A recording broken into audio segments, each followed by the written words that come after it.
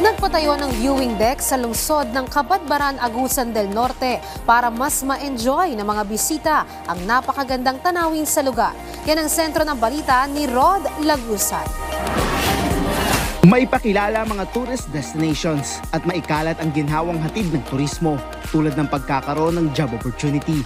Yan ang layunin ng Philippine Experience Program ng Department of Tourism sa paglibot nito sa bansa gaya na lang ng pagpunta nito sa Cabadbaran City, Agusan del Norte. Patuloy na pinalalakas ng lungsod ang turismo nito gaya ng pagpapatayo ng viewing deck sa Barangay Puting Bato. Makikita mo rito ang magandang tanawin na talaga namang Instagrammable kung saan nagsisilbing background ang luntiang kabundukan. Dagdag attraction pa dito ang malamig na klima sa Cabadbaran. We are committed to protecting and enhancing the surrounding ecosystem, ensuring the biodiversity that thrives here will continue to flourish for years to come. This project is about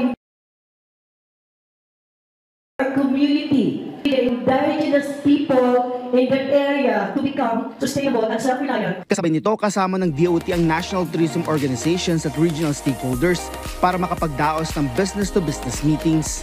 We recognize that tourism development is one that should be equalized to all regions. We firmly believe that tourism has the opportunity and the capacity to provide economic advancement sa ating mga kababayan. Anya, mahalaga ang ginagampanan ng lokal na pamahalaan para maipaabot sa mismong komunidad ang mga oportunidad na ito.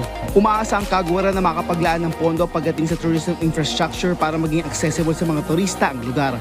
Kasunod na rin ito ng una ng direktiba ng Pangulo na dapat suporta ng national government ang mga LGU pagdating sa tourism development. Rod Lugusad para sa Pambansang TV sa Bagong Pilipinas.